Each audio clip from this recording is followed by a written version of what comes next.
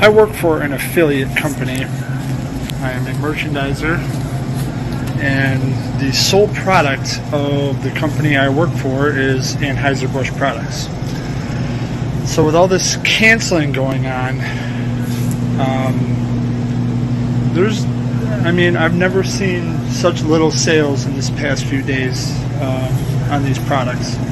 And it's sad because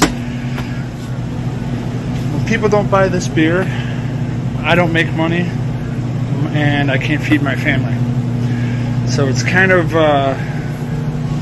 heartbreaking, I guess, that Anheuser-Busch did what they did.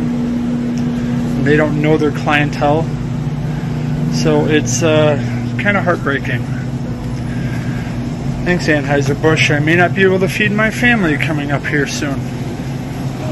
Bud Light sales plunges. Distributors in the Heartland and the South are spooked by the Dylan Mulvaney backlash, as Anheuser-Busch rep fears he won't be able to feed his family. Bud Light sales have plunged, and its distributors in the Midwest, the South, and rural areas are spooked by backlash after the company partnered with trans TikToker Dylan Mulvaney. Distributors for Anheuser-Busch products, the company that owns Bud Light, have reported dwindling sales over the weekend, according to trade publication Beer Business Daily. It comes as a video of a man claiming to be a merchandiser for an AB affiliate went viral on Twitter, as he lamented poor sales and the impact on his livelihood. "I've never seen such little sales as in the past few days," he said. "When people don't buy this beer, I don't make money, and I can't feed my family." The controversy arose when Mulvaney, 26, shared a new promotional on Instagram, including a Bud Light can with her face printed on it. Objections emerged from conservatives, as well as musician Kid Rock, who shot cases of Bud Light in protest. Beer Business Daily wrote in its report that it sought to unpack the backlash by considering things purely from a marketing and sales perspective, and ignoring the politics and social issues. By Thursday afternoon,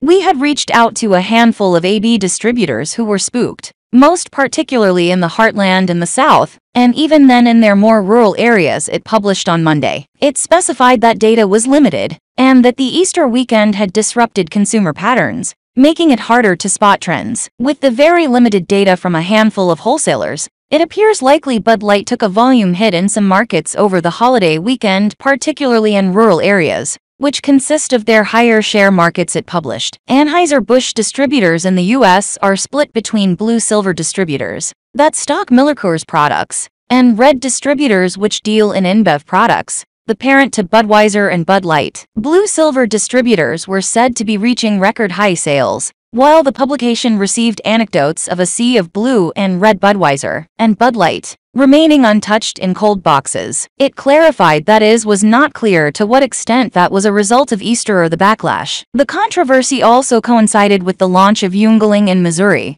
which was first announced earlier this year. Timing couldn't be better for the Yuengling launch, one wholesaler told Beer Business Daily. It was also mentioned that the marketing strategy could pay off for AB in the long run, if sales are boosted to those that view the partnership favorably. Trying to appeal to the sensitivities of a new generation of drinkers without alienating your old core constituency is like herding cats and dogs and chickens, particularly with a large and iconic brand such as Bud Light, the report read. AB can hope that, with the surprising amount of publicity this has garnered, Bud Light gains consideration among Gen Z, who before now, we all must admit, wouldn't touch the brand with a barge pole. And that is, after all, AB's stated strategy, it added. At the moment, the full consequences of the partnership are yet to become clear. Whether it lasts, or whether the publicity sparks incremental offsetting demand from over the ideological divide in metro areas, remains to be seen.